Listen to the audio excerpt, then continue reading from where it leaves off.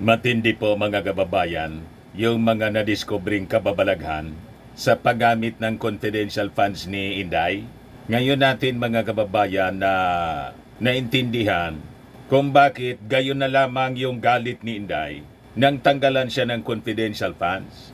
At kung bakit mahal na mahal ni Inday ang kanyang confidential funds. Parang yung pagmamahal mga kababayan by analogy, pagmamahal ng baboy sa kaning baboy. Ikaw niya talaga, Mr. Maravilla. May kasabihan kasi dito sa amin sa Bicol. Ang pagkamuot ko ngaya sa imo, siring sa pagkamuot kan urig sa sagmaw.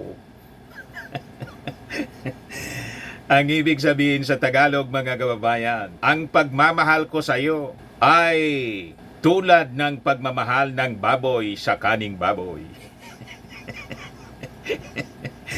Alam naman ninyo po ang isang baboy kung paano kumain ng kaning baboy. Di ba? Ang tawag dito sa amin, nilaglag. Di ba? Ito yung patunay ng mga kababalaghan, mga kababayan. Malamang mga patunay ng black magic sa lamangka. Sinalamangka mga kababayan yung paggamit ng confidential funds ni Inday. Sabi niya no, DepEd under Duterte makes it seem it's funding Armed Forces of the Philippines training, sabi po ng isang congressman.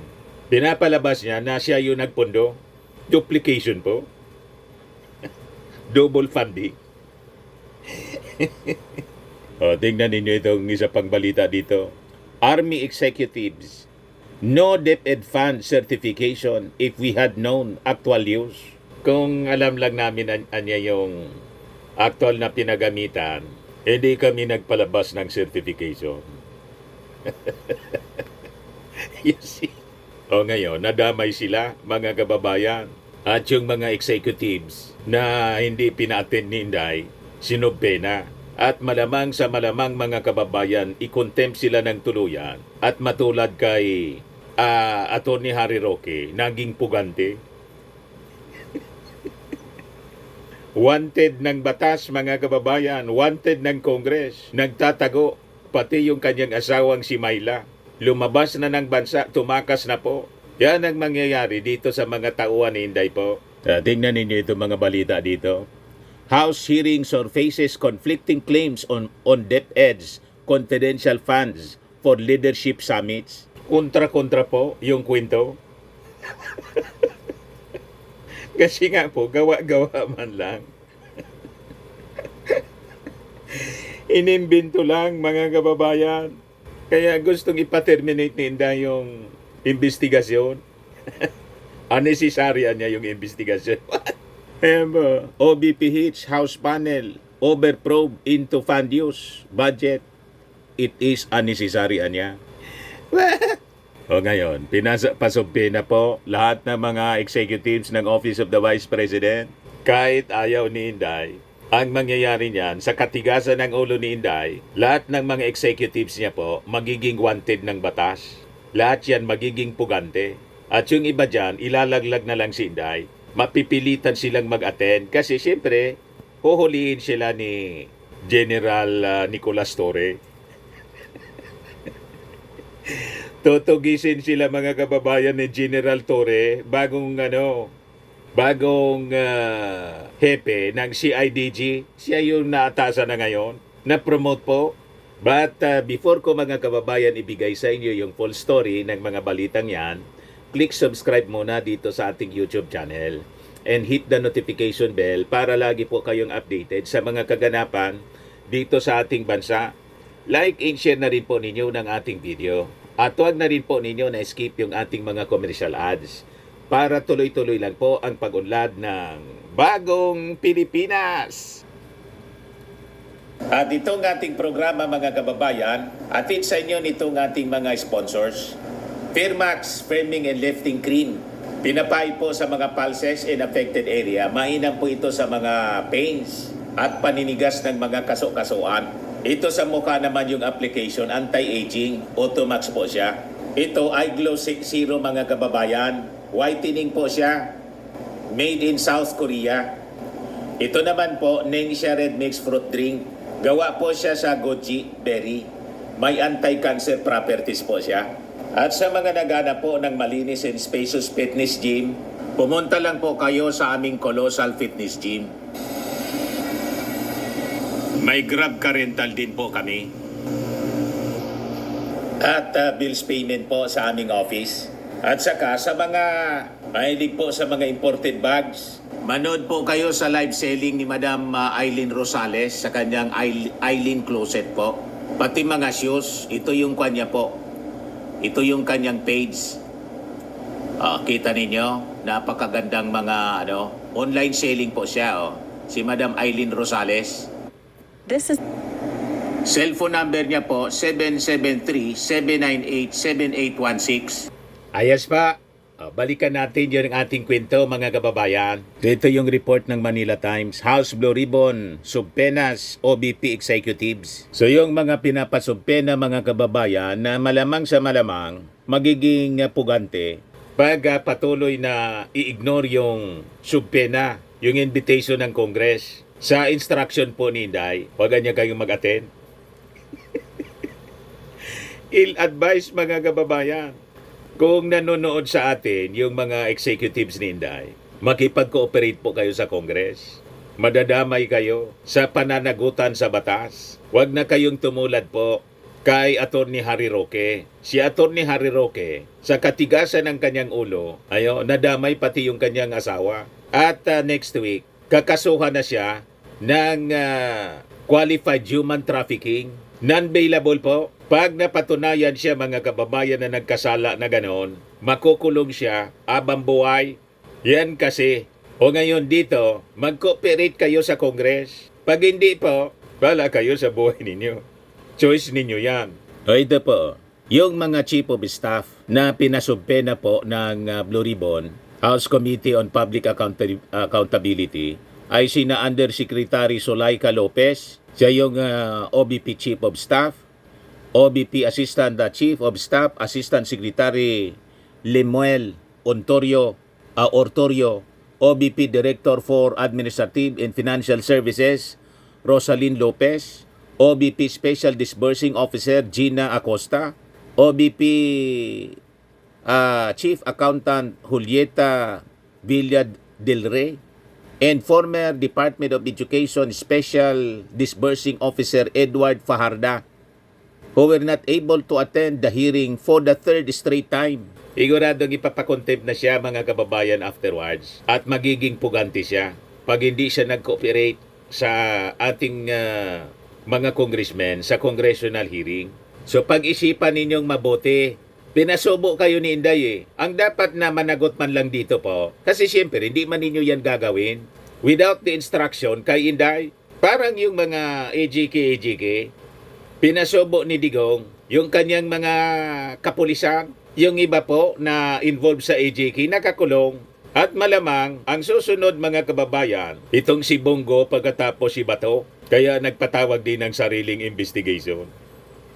Hindi pumayag si Chis Escudero. Ano ba? Ngayon, matigas si Inday po. Binanatan niya yung panel investigation. It is unnecessary niya. Hindi po ito obra ang katigasan ni Inday. No one is above the law. Sabi ni Inday, it is unnecessary niya since it does not satisfy the requirement enshrined in the Constitution on inquiries in aid of legislation. Pwede questionin mo sa Supreme Court, baka matulad lang sa final na petition for amparo ni Harry Roque, denied. Yan sabi dito, the ongoing House inquiry niya against the OBP cannot ensure that discussions would be germane to the subject matter right from the time of its referral and commencement of the deliberation, sabi po sa statement ng Office of the Vice President. With due respect niya to the honorable members ng committee, the OBP believes that in accordance with jurisprudence, the invited resource persons are under no compulsions to attend Be that as it may, OBP officials and personnel have submitted before the committee the replies to the invitation. Hindi obra po yung mga replies po ninyo kasi wala man pong paliwanag. Importante po na matanong. Ayaw kasi ninyong tinatanong. Pumasok kayo sa gobyerno, gumastos kayo ng pera ng gobyerno, pero ayaw ninyong tinatanong kung paano ninyo ginastos. Kaya nga sabi natin mga kababayan, si Inday po hindi bagay na magtrabaho sa gobyerno kasi ayaw niyang tinatanong, ayaw niya ng transparency. Sabi pa ni Inday dito, if the House panel anya chaired by Honorable Joel Chua continues to conduct its own inquiry of issues already pending before the court, this will only create anya the possibility of conflict between the findings of a legislative committee in the judgment of a judicial tribunal. Such conflicts anya may unnecessarily create a constitutional crisis between the House of Representatives and the Supreme Court, which will only prejudice the stability of the nation's democratic systems and the broader interests of the public we serve. For the same reasons, anya, the congressional inquiry into these matters under audit may also unnecessarily influence the proceedings before the Commission on Audit or create conflict between the lawmakers and the state auditor, since COA is an independent constitutional body vested with the primary jurisdiction over the matter. Thus, on these premises alone, the inquiry should discontinue. Gustong ipaterminate ni Inday yung investigation sa kanya. Napakababaw po ng rason. O ngayon, matindi po yung mga nadiscover sa congressional hearing. Yan o, sabi diyan, DepEd under Duterte makes it seem it's funding armed forces training anya, sabi ng isang congressman. Yun anya ang pinalalabas ni Inday that they use their confidential funds for a youth training program when it was anya the armed forces of the Philippines and local government units that shouldered most of the expenses. Double compensation. Sinolder ng armed forces yung gastos at saka ng local government, pero charge sa Confi. So pinalalabas, ginamit yung Confi, confidential funds ni Inday. Pero ang totoo, ang nag-shoulder po, hindi man yung confidential fund. So saan napunta yung pera? Alam na this, mga kababayan. Double payment ang lumalabas. Yan o, na-discover po sa pagtatanong. This was the observation of Batangas 2nd District Representative Jervil Luistro, which he pointed out at the hearing of the House of Representatives Committee on Good Government and Public Accountability kahapon. So sabi dito sa balita, Luistro reached a conclusion after asking Army Colonel Manaros Boransing what agencies' funds were used for the Youth Leadership Summit, an anti-insurgency campaign for young people in which DepEd supposedly allocated 15 million of its confidential funds. Nangialam po si Inday nang hindi sa kanyang trabaho kasi para lang makahingi ng confidential funds. Trabaho po ng Armed Forces, trabaho ng LGU. Pinangialaman po ni Inday para lang makagastos ng pera. Ma-justify yung paggastos ng confidential funds. I-duplication na po. Double payments ang lumalabas. Kasi sinolder na pala ng Armed Forces. Yung Armed Forces naman po nag-certify. Kaya sabi ng Armed Forces, kung alam lang anya namin na ganun. Hugas kamay, nagpunsyo Pilato na sila. Kaya sabi nito, Army Executives, no DepEd fund certification if we had known actual use. Yan kasi. O, di damay-damay na kayo. Magsabi na lang kayo ng totoo para yung dapat managot ay mapanagot. Magtestigo kayo ng maayos. Huwag pagtatakpan kung sinong gusto ninyong pagtakpan. So sabi dito po, we all closely monitor the program of Youth Leadership Summit to ensure that it is multi-stakeholder anya and it fits the objectives of the program. So we have personal knowledge. so we can go around in each barangay. But they have, since they use the budget from the Philippine Army. Oh, you see, we have after activity reports, fund utilization reports, pictures and documentations. Malinaw po, ang ginamit na budget from the Philippine Army. They use the budget from the Philippine Army. Yes, sabi po ni Congresswoman Luistro, you mentioned earlier, Colonel Boransing, you are using the funds of the Philippine Army. You confirm that? Are you sure? But the 8 Youth Leader Summit that were conducted, you use the fund of the Philippine Army? Luistro asked. Sagot ni Boransing po, yes, Mr. Chair, for our participants, we use the Philippine Army. The 40 students use the local government unit funds, Mr. Chair. Sabi po ni Boransing, Buking mga kababayan, yung paggamit ng confidential funds. So, humingi sila ng certification. Yun pala po, mga kababayan, para ma-justify yung pag-release ng confidential funds. Pero ang ginamit, hindi man yung confidential funds doon sa activity, kundi yung pondo rin ng Army. Nakita na ninyo kung paano sinalamang ka po? Lois Torudin asked the retired Major General Nolasco Mempin, a former Education Undersecretary, if it is true that DepEd did not allocate funds for the Youth Leadership Summit since it is an Armed Forces of the Philippines program. Mempin replied in the affirmative. I was asked, sabi po niya, by the Office of the Secretary to ask for certification coming from these units, but it is clear to them or even to me that no funds are involved, meaning no funds are released to these units. What the Office of the Secretary just wanted to know is the product or the result of the collaboration of various stakeholders, including DepEd, with regards niya to our use. So it is clear that DepEd has not released any single centavo to the conduct of YLS. Sabi po ni Mempin, wala mang ni-release. Kumuha lang ng certification na nag-release sila ng kwarta. Nakita na ninyo mga kababayan, booking na booking. Now you know kung bakit ayaw ni Inday, pinipigil ni Inday. Gusto niyang ipaterminate yung investigation at saka pinagbawalan niya yung kanyang mga executives na pumunta para matanong sa congressional inquiry. May mga in-invite, magaling yung ating mga congressmen, may mga in-invite na wala sa kontrol niya, yung armed forces. And other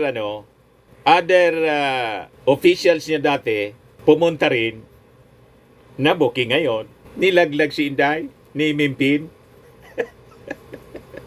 Sabi dito, if you are saying, General Mempin, that no DepEd funds were used for the Youth Leadership Summits, where did you spend the 15 million? Sabi po ni Luistro. Sagot ni Mempin, hindi ako aware, was not aware of it because his task was just to coordinate.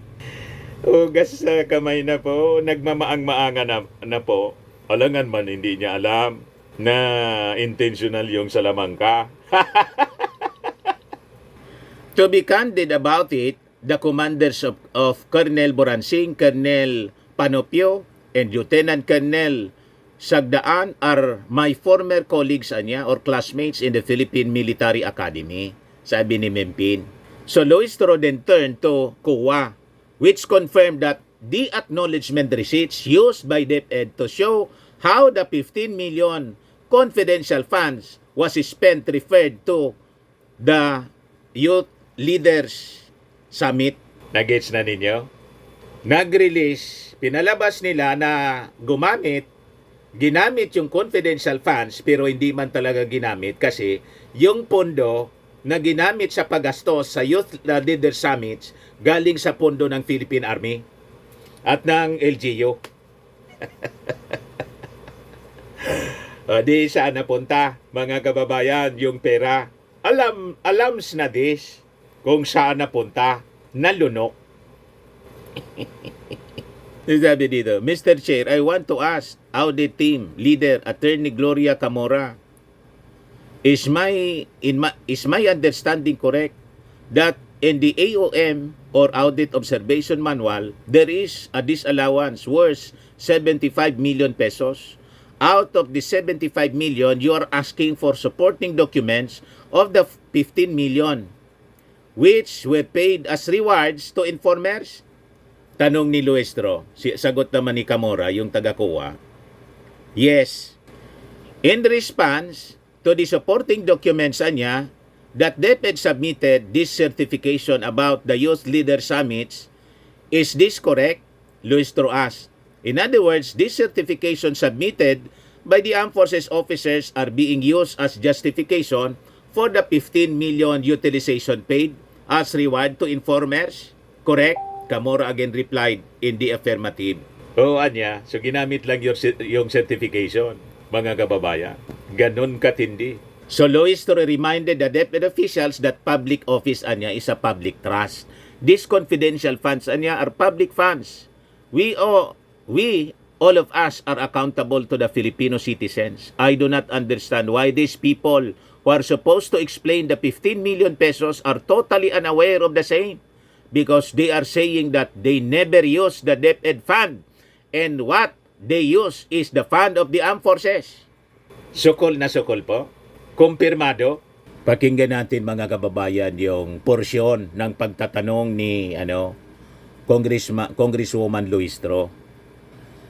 Mayroon pong pinapa-explain ang COA na 15 million. Si General This is Mentin. about payment of reward to informers, and then in response, nag-submit po ang DepEd ng 4 na certification. General Mentin, can you please enlighten us? What are these certifications all about? Your Honor, Mr. Chair, the certification that I was asked to coordinate with commanders on in the area with regards to the conduct of the Youth Leadership Summit are present here.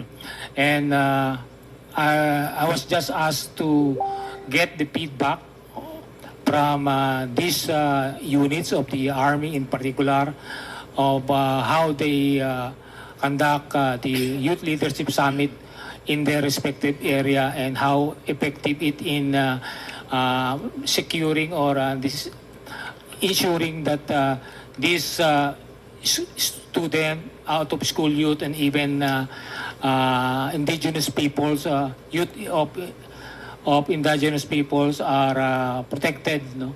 Because that's one of the thrust of also of Department of Education, that our youth be able to be a productive citizens of our country. Thank you. Now let us go to Colonel Boransing. Colonel Boransing, there is a certification here signed by you, I suppose. This is dated January 1, 2024. You are certifying about the 8 activities for the Youth Leadership Summit with 531 participants, as well as information education campaign with 53 activities and 9,428 participants. Do you confirm this? Colonel Boransing, you are recognized. Thank you, Mr. Chair. I confirm that, Mr. Chair. I observe that the certification is addressed to whom it may concern. And then at the end of the body, it says, for the commander.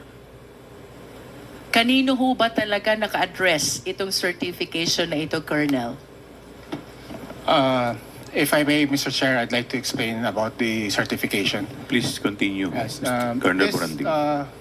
Our job, the 1st Infantry Division covers the whole of Zamboanga Peninsula and both Lanao provinces. Mr. Chair, with all due respect, Colonel, Yes, I I have a limited time, so kindly give a responsive answer to the questions that are being raised.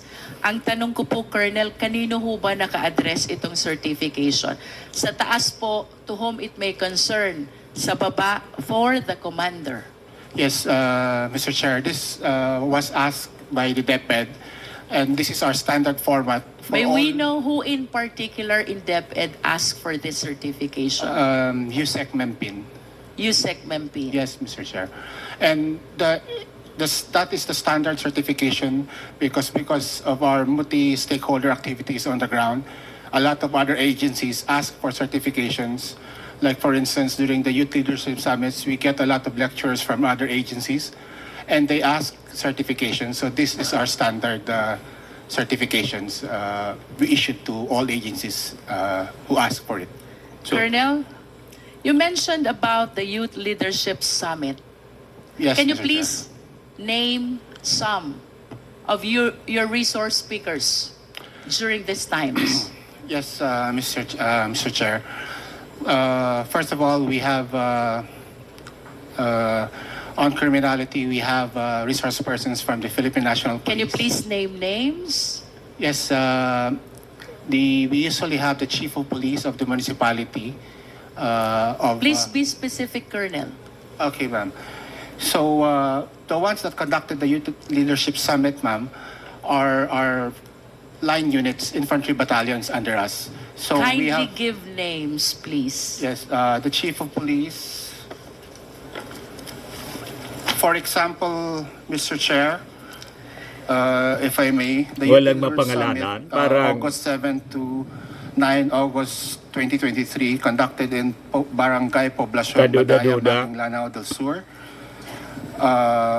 Mr. Hindi man Chair, there are sinasagot. 8 Youth Leadership Summit. So at the very least, I'm expecting 8 names who were the resource speakers during that time. Yes, ma'am, if Tinatanong I yung pangalan. may continue to read it, ma'am, it's in the report. Kindly limit the answer, Please Colonel. continue, to- Yung Colonel. pangalan lang. So we Ano have, ba yan? Yung pangalan we lang. have the Municipal Mayor of Masio, Lanao del Sur. We have Hindi man pinapangalanan. also, Do you have the date also? Can you please cite the date also? yes, ma'am, as I earlier said, Date of YLS and then the resource speaker. yes, ma'am. As I already said, this one is August 7 to 9, 2023. The venue was in Maging, Lanao del Sur. So we have Staff Sergeant Bacquiao, Lieutenant Colonel Miondas, we have Private De La Rosa, Lieutenant Colonel So how Siar. many resource speakers do you have for every youth leadership summit? It depends on the commanders. For instance, in local terrorist groups, where in Lanao, it can range anywhere from 5 to 10. Is that the first, the one dated August? That's your first YSL? Of YLS. YLS. For 2023, the first one was in May. It was in Zamboanga del Sur province. 2023, the first one was May. Yes. And then, Then we have the second one is 16 June 2023. This was in Lanao del Sur, the municipality of Bubong. and then the third, We have July 26 for the 44th Infantry Battalion in Cabasalan, Zamboanga, Sibugay Province, Mr. Chair. Then we fifth? have July 29 in the Dikkilaan National High School, Iligan City. sixth, Then on September 29, we have in Barangay Pugan, Concepcion, Misamis Occidental. Then December 12, we had in Barangay D1, Dipolog City, Zamboanga del Norte. And as I earlier mentioned, another one in Zamboanga del Sur, this time in Dumingag municipality, ma'am. So those are 8 that were conducted in the various areas. Mr. Chair, with the manifestation of Colonel Buransing, I respectfully move that we issue subpoena duces tecum to the head of the schools? Are they schools? No, ma'am. Not all of them are schools. One is Tigkalaan. So what are they if they are not schools? Like for instance, the first one last May was conducted in a barangay, in a sitio, ma'am. So Mr. Chair, I am moving for the issuance of subpoena duces tecum either to head of the school or barangay, which became the recipient of the Youth Leadership Summit Yes, conducted by Colonel Buransing. Yes, ma'am. Now let's go to... There's a motion by Honorable Congressman Luistro to issue a subpoena duces tecum to the head of school or barangay, Second, Mr. Chair. subject to the YLS. Youth Leadership Summit conducted by Colonel Buransing. Is there any Second, Mr. Chair. Duly seconded by Honorable Flores. Is there any objection? Hearing none, the motion is carried. May we request as well, Mr. Chair, that the documents in the possession of Colonel Buransing, which I believe pertains to the Youth Leadership Summit, be submitted to the committee? Mr. Chair, according to the Freedom of Information Act, since these are confidential, we can share it, but if we follow the act, the Philippine Army or the General Headquarters Armed Forces would like to ask a written request from the committee, which is according to the Freedom of Information Act. Then we will provide. COMSEC is requested to draft a letter Thank you, Mr. Chair. as requested by Colonel Buransing. Please continue, Congressman Luistro. Mr. Chair, I wish to direct the next question to Lieutenant Sangdaan. Lieutenant, kindly occupy one of the seats.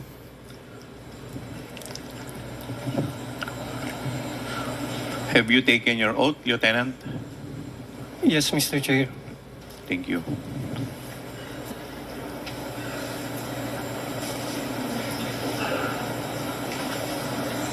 Sangdaan, I have here a certification which bears your signature, I suppose.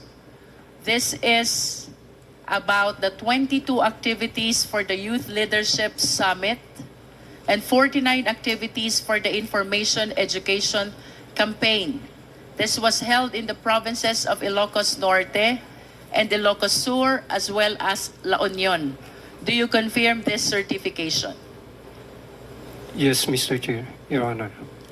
And the certification, similar to the one issued by Colonel Buransing, is addressed to whom it may concern on the upper part and then on the lower part for the commander.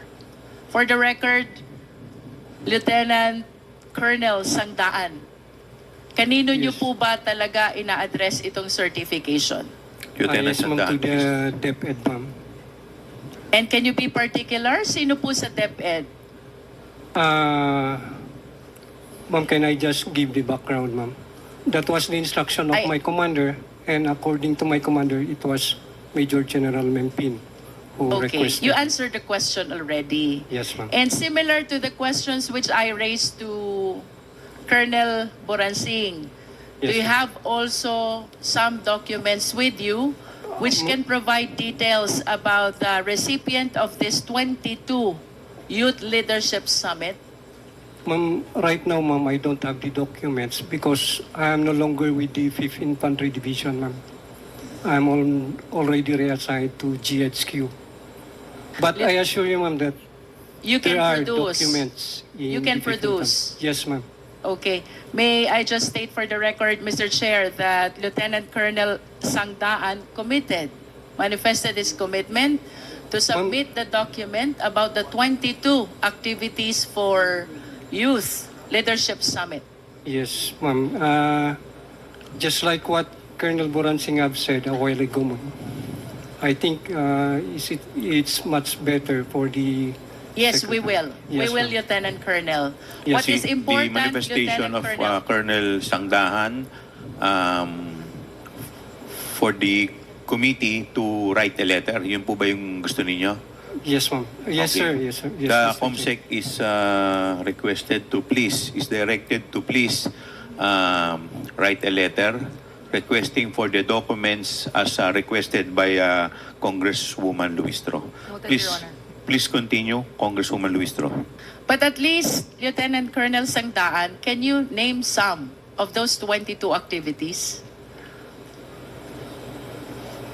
Yung naaalala nyo lang po, because this is quite a lot compared to the one which Colonel Bransing had. He had only 8. You had 22. Ma'am, actually, these YLS were conducted by the line units of the 5th Infantry Division, sir.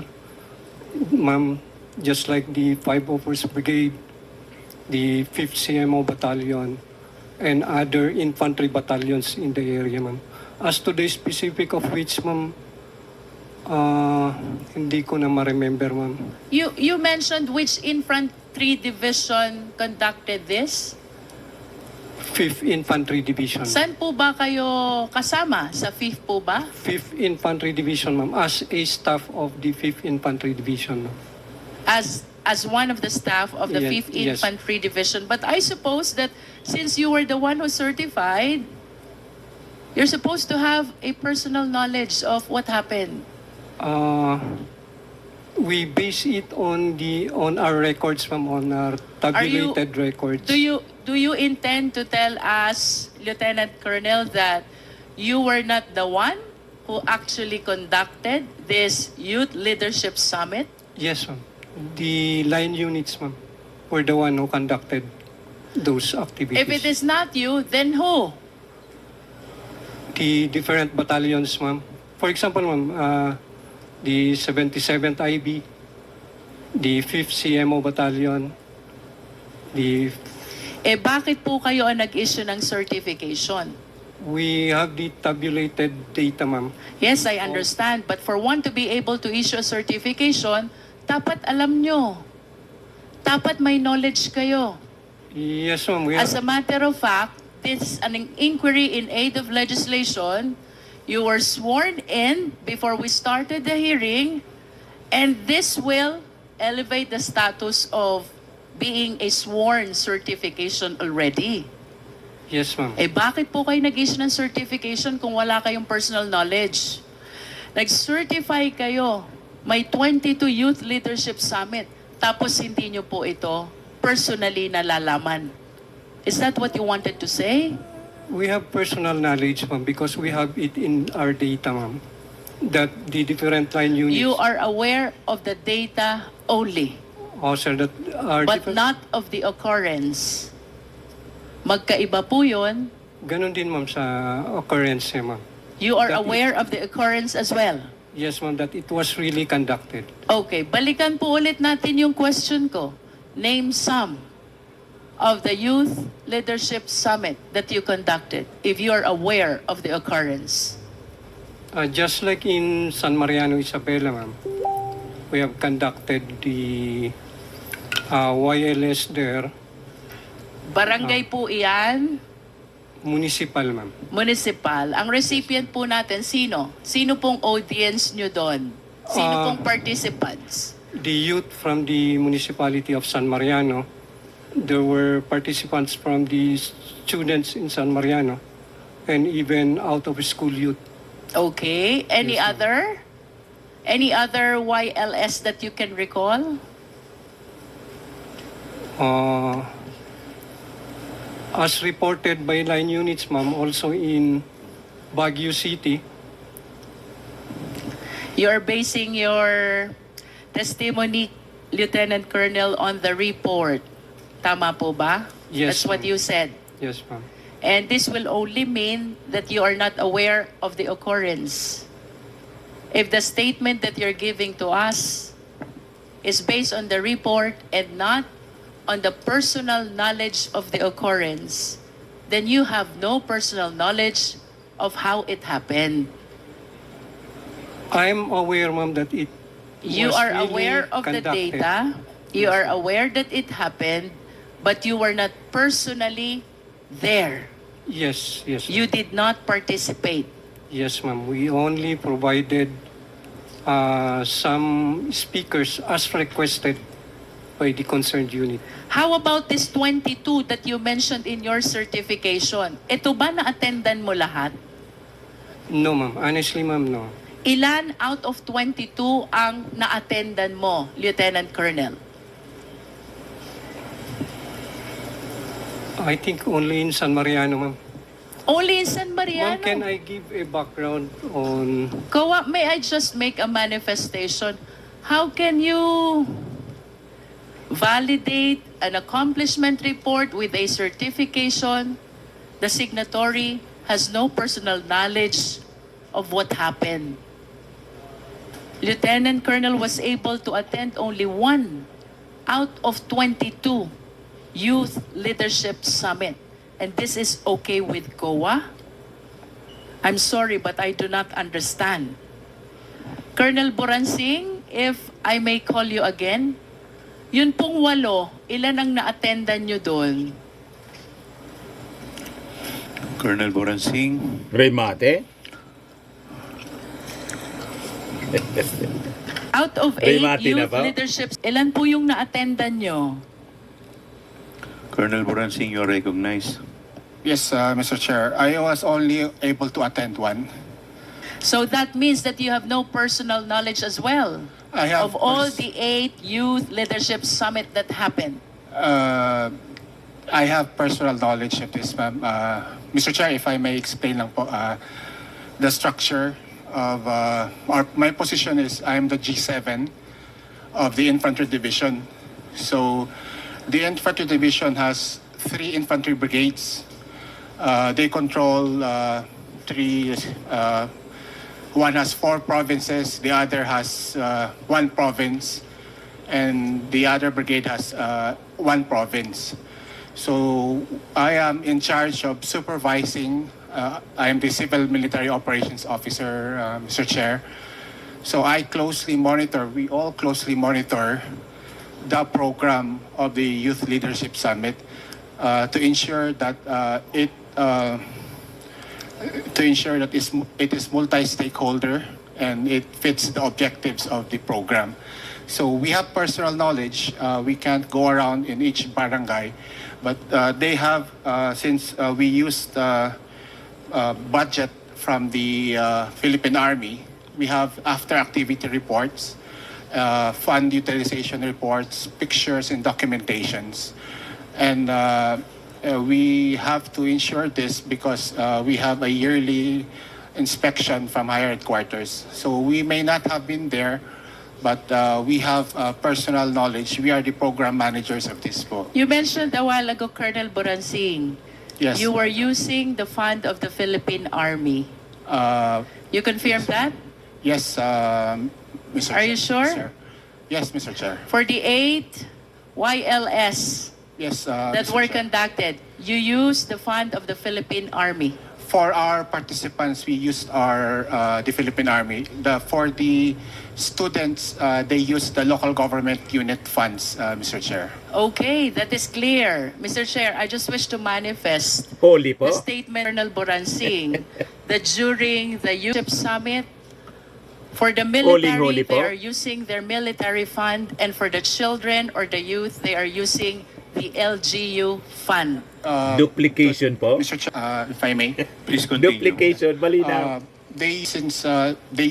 Some use the provincial local government funds and the municipalities, some delegates also are using the Nilaglag na po si Inday. municipal LGU funds.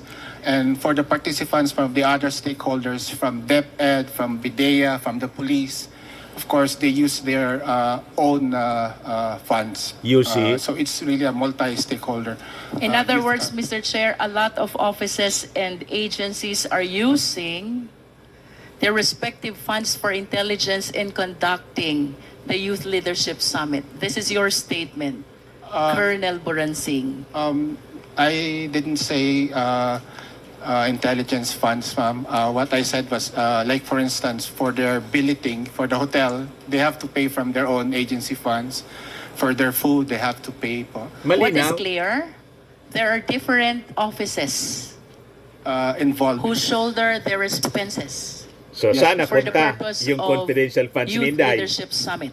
Hindi naman Tama? pala ginamit. In other Kasi words, yung ginamit po, it yung is sarili not nilang pondo. only the DepEd Yes, Mr. Chair. who spends its confidential fund. I have no knowledge of what Sa lamang their ka source of talaga po. funding is. But in as far as you are concerned, kanya-kanyang gastos ang Kita iba't mo? ibang opisina. KKP po. And for the KKP. children, the youth, you said it is being shouldered by the LGU. Tama? Yes, Mr. Chair. Thank you, Colonel.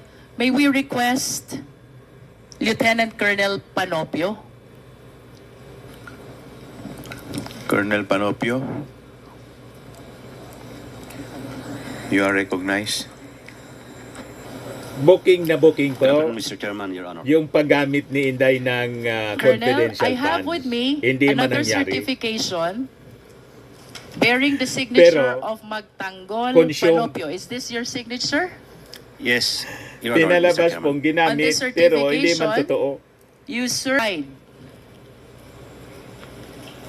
205 youth students from different schools. 3 youth leadership summits held in the provinces of Bulacan, Nueva Ecija, and Zambales. You confirm this? Yes, Mr. Chairman, Your Honor. And similar to my question to Colonel Buransing and the other Lieutenant Colonel, nakalagay po sa certification nyo to whom it may concern, to sa taas, sa baba, for the commander. Kanino po ba talaga naka-address itong certification nyo? This is addressed to DepEd, ma'am. May I explain for the commander, ma'am? And can you please kindly be particular, who in DepEd? Ang dami po nila sa DepEd. Sino po sa DepEd ang kausap nyo when you submitted this certification? Yusek Nolasco Pimpin, ma'am. That's Yusek Mempin. Okay. And can you please substantiate as well the 3 youth leadership summit that you conducted in your province? Ikaw ba nakaparticipate dito? Your Honor, Mr. Chairman, hindi po kami nag-participate specifically because as a staff, we are just supervising and monitoring the activities of the Youth Leadership Summit. So because- similar to Colonel Buransing, you are just aware of the occurrence, but you were not part of the event. Yes, Your Honor, Mr. Chairman. And with respect to the expenditures for similar programs, would you confirm the statement of Colonel Buransing na Yes, ang Your mga Honor. opisinang participants ay kanya-kanya ng gastos? Yes, Your Honor, Mr. Chairman. And with respect to the participating children and students thereat, tama po ba yung sinabi ni Colonel Buransing, LGU ang sumusuporta sa expenses nila? Yes, Your Honor, Mr. Chairman. Are you sure? Yes, Your Honor, Mr. Chairman.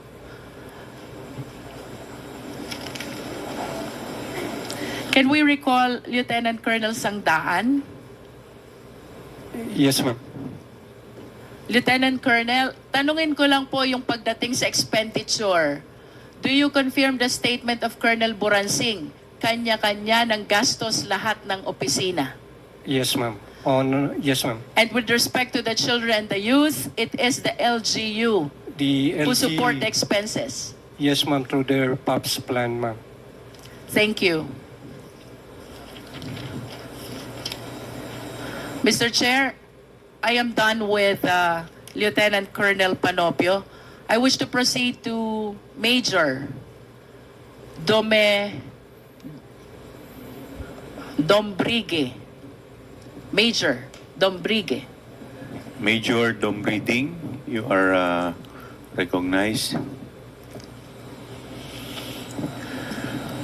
Have you taken your oath, Major?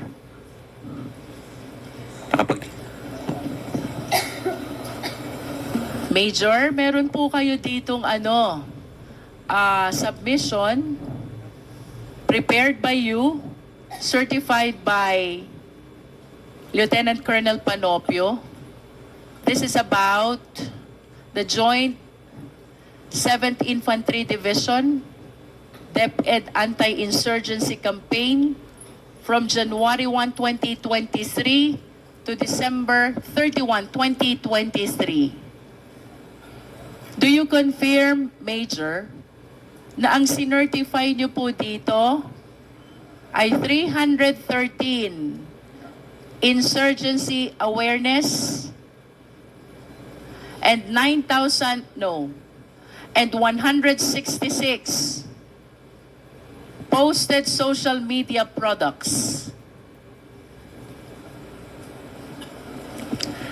Good afternoon po. Yes, ma'am, Mr. Chair. Through that data was based on the reports of our line units. Ang kasama po dito, Brigada Eskwela, insurgency awareness, environmental protection, shared and posted social media products. And then you also have number of health-related activities. Ang dami po nito, Major. Tanong, saan po nang gagaling yung pondong ginagamit nyo for all of this? Ma'am, most of that funds was under the PAPs on the APB of our line units. Ano po yung PAPS? Please enlighten us. Projects, activities, and programs po. And can you please tell us which agency is this? In particular, ma'am, is the Philippine Army in collaborations with our partner stakeholders on the ground. In other words, similar to the statement of the 3 prior officers, yung mga activities nyo, ang gumagastos is the Armed Forces of the Philippines. Tama po ba? Yes, ma'am, Your Honor. And as far as your counterpart is concerned, tama po? Opo, ma'am. At paano nyo po ba ginagawa itong anti-insurgency awareness? Ma'am, Your Honor, in partnership with the different schools and local government units, our line units is conducting intensified information awareness drives on security awareness, ma'am. How about the social media posts? Paano nyo po ba ginagawa to? Utilizing the social media platforms of our infantry divisions and our line units, ma'am, we cross-post social media products of the AFP units and to include, ma'am, the other agency social media products. Rough estimate lang po, Major. Sa tingin nyo po itong mga reported activities nyo na to, total of 9,712, the activities I mentioned earlier. If you're aware, mga magkano po ang nagastos na pondo ng AFP dito? Ma'am, with that figure, the number of anti-insurgency flyers distributed, a very minimal expenses lang po dahil printed flyers lang po ito dun with the bond paper po. You're saying our awareness minimal. drive. You're saying minimal. Minimal expense. You said that? Yes, ma'am. And it will no way reach 15 million. Tama? Hindi po, ma'am. Hindi. Hindi po. No way. No way. Thank you. Mr. Chair, gusto ko pong balikan si General Mempin. General Mempin, you are I'm about to recognized. wrap up, Mr. Chair. Yes, Your Honor, Mr. Chair. General, kanina po sabi nyo, hindi nyo alam yung confidential fund. Yeah, You that's still correct. confirm that? That's correct, Your Honor, Mr. But Chair. I hope you understand that the certifications which I confirm from the AFP officers, the 4 of them, pertains to the expenditure of 15 million taken from the confidential fund. And according to them, those certifications were required by you. Your Honor, Mr. Chair, actually I was Sukol na yung asked official by the leader. officer of the Secretary to ask for certification coming from these units. But it is clear to them or even to me that no funds are involved, meaning no funds released to these units. What the Office of the Secretary is wanted to know is the product or the result of the collaboration Nasukol po, of si various General. Stakeholders, Official including Inday DepEd siya. with regards Yusek. to our youth. So it is clear, ma'am, that DepEd has not released any single centavo to the conduct of wireless to the units mentioned, ma'am, Your Honor, and Mr. Chair. If you are saying, General Mempin, na walang nirelease na pondo ang DepEd dito po sa Youth Leadership Summits, Nilaglag na si saan po Inday. ginastos yung 15 million? That's Your Honor, Mr. Chair. That was I was not aware of it because the task given to me is just to coordinate. Nag-deny na po. Because Di niya daw to alam. be candid about it, the commanders of Colonel Buransing, Colonel Panopio, Nag-Poncio Pilato na po Lieutenant si Colonel Mempin. Sangdaan are my former colleagues or classmates in the Philippine Military Academy. Mr. Chair, I wish to ask the COA, Attorney Camora, tama ba ang understanding ko? Sa AOM, may disallowance na 75 million. Out of 75 million, you are asking for supporting documents of the 15 million which were paid as rewards Na to corner po informers. si Mempin. Attorney Camora, you are recognized. Yes, Mr. Chair. And in response to that supporting documents, the DepEd submitted these certifications about the Youth Leadership Summit. Tama ba? Yes, Mr. Chair. In other words, these certifications submitted by the AFP officers are being used as justification for the 15 million utilization paid as reward to informers. Tama po ba? Yes, Mr. Chair. Confirm. General Cornel? Mempin, your statement is completely contradictory to the stand and position of COA. Your Honor, Mr. Chair, as I previously mentioned, the only task given to me is to coordinate to my Iwas colleagues pusit in na the siya po. active service of the Iwas Philippine pusit. Army Iwas pusoy. to have a report on the conduct of Youth Leadership Summit. But as to the utilization or disbursement of 15 million payment to informers, I was not made aware of it, and I have no knowledge that this certification is for the payment of informers. Your Honor and Mr. Chair. General Mempin, I understand we also have Major General Bahaw. You have a letter here, General Bahaw. This is about the 9 Youth Leadership Summits. Kanino nyo po ito in-address? Nauhaw bigla si Mempin.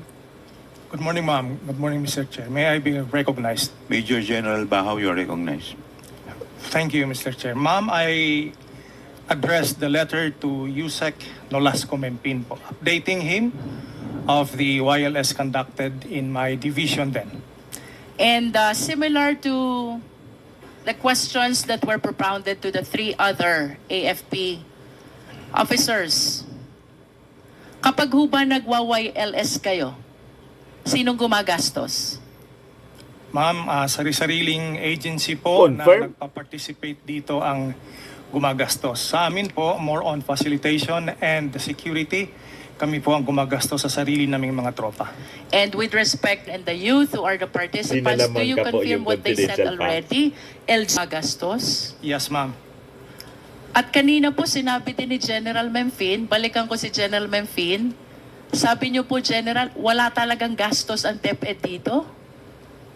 To You be stated that kanina. because as I was asked if the confidential funds is used for the conduct of wireless.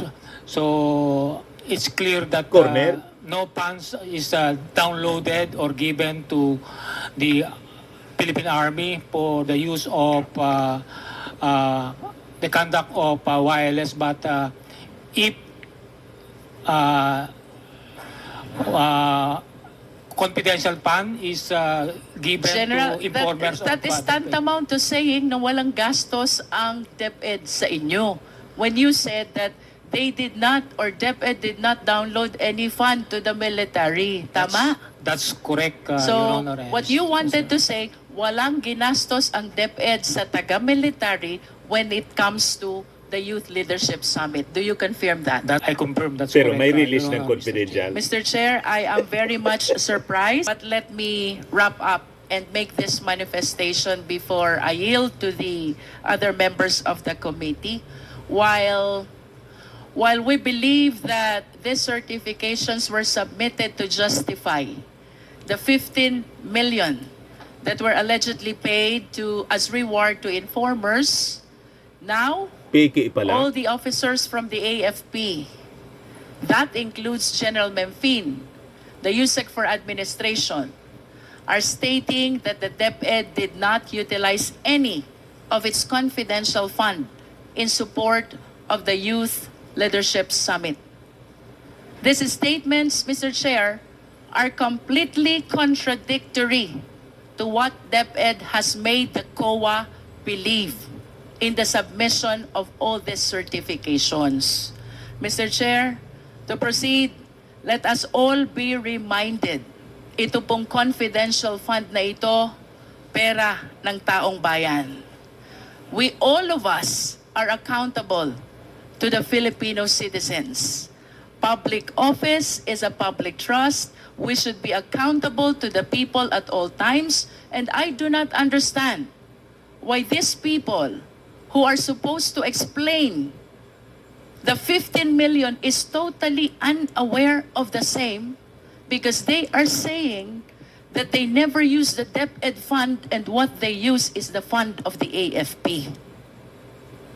While we understand, Mr. Chair, that confidential fund by its nature is not encouraged to be scrutinized, there is nothing under the law that prohibits the same as well.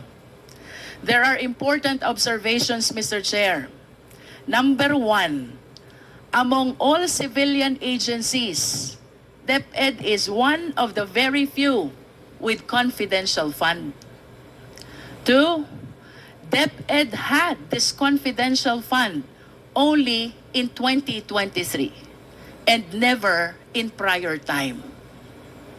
Three, I hope we can show also that while the DND, which has a mandate to address the national security, has 37 million confidential fund only, the Department of National Defense has 37 million. The DepEd, which mandate does not include national security, has 150 million confidential fund. Mr. Chair, to continue, while the police, the AFP officers already denied this YLS, having been supported by DepEd, 15.54 million po ang amount that the DepEd is trying to justify in making use of the certifications that were submitted by the AFP. Number 5, Mr. Chair, prior to 2016, pag ang pinag-usapan po natin ay Youth Leadership Summit, it is the AFP who leads and they just coordinate with DepEd. But on the report that was given by COA, it seems to appear that the one leading the Youth Leadership Summit is the DepEd in coordination with AFP. Paligtad po ito. Number 6, Mr. Chair, I do not want to preempt any conclusion. However, Mr. Chair, General Mempin spent 2017 to 2023 of his AFP career in Davao City and Davao region. During this time, the former president is the president and our vice president is the mayor. During those time, Mr. Chair, Davao City, while it is authorized to have and to utilize confidential fund, I believe has one of the highest confidential fund among the LGUs in the entire country. I hope the Secretariat can produce the data. I wish to ask Mr. Chair, ito bang lahat ng ito ay coincidences? Given this observation, let us all be reminded that the leeway that is being given to confidential fund is to be able to address a very important concern, and that is national security of the country. No more, no less. The procurement and the liquidation were made liberal in recognition of the significance of the purpose of the confidential fund. However, Mr. Chair, if there are glaring indications of irregularity already, as those that we have mentioned, plus the admission of the AFP, is it not that COA should address its mandate of making sure that all receipts and all expenditures are duly accounted for the Filipino people? Question number 1. Since when has irregularity in confidential fund been happening? 2. What has COA done so far with respect to its accounting rules in order to address the irregularity? And 3. Will COA simply brush aside these irregularities, especially with the admission of the AFP that they were the one who spent for the 15 million Youth Leadership Summit and not the Department of Education? Let us remember, regardless of which office in the government we belong, public trust always carries accountability. To tone down the mood of our investigation, at para mas maintindihan po ako ng mga tao, mayroon hong prominent na line sa pelikulang Star Wars. Ang sabi, comes with great power is great responsibility. If you translate this to constitutional language, let us all be reminded, public office is a public trust. The trust that is given to us by the people carries with it due accountability. Thank you, Mr. Chair. Very well said, mga kababayan. Mabuhay si Congresswoman Luistro ng Batangas. Napakatalino. Ito yung bagay na maging senador. A brilliant congresswoman. Sa mga naghanap ng malinis and spacious fitness gym, pumunta lang po kayo sa aming Colossal Fitness Gym. We also offer Grab Car Rental with our brand new 2023 model ng Toyota Innova. We also accept booking for those who are planning to travel via PAL, Cebu Pacific, and other airline companies, local and international, and bills payment for Meralco Bills, PLDT, Aleco Bills, etc. Ang Colossal Fitness Gym is located at 3rd floor Security Bank Building, Landco Business Park, Legazpi City, Albay. For inquiries, look for Chilon Maravillas. Contact number 0966-802-0949. Yan yung aming Innova. Lagi na pong matao sa amin. Pati mga foreigners po, tingnan ninyo. Mga British tourists sila. Ang lalaki ng katawan na, mga kababayan, nag-gym sa amin. Ito naman po, Indian National. Ito mga mga European sila. Ito naman yung bago naming product na binibenta online, Eye Glow Serum. Whitening po siya galing sa South Korea. Tingnan ninyo yung epekto sa aking anak na architect entrepreneur, Riz Maravillas. For inquiries, look for Riz Maravillas on FB. Ito naman po, Firmax Framing and Lifting Cream. Pinapahid po ito sa mga pulses and affected area. Mainam po ito sa mga pains at paninigas na mga kaso-kasuan. Ito po, Automax Radiant Serum. Sa mukha naman yung application. Anti-aging po siya. You will look 10 years younger than your age. Sa mga cancer patients naman po, baka lang gusto ninyo itong itry. Nengxia Red Mixed Fruit Drink. Hindi man po siya gamot, food supplement siya. Kaya lang, gawa siya mga kababayan sa goji berry. Yung goji berry may anti-cancer properties. Yung mga inquiries ninyo, dumiretso na lang kayo sa aming messenger sa Facebook para masagot namin agad. Ayos po. Ako po si Dante Maravillas. Bye-bye. God bless.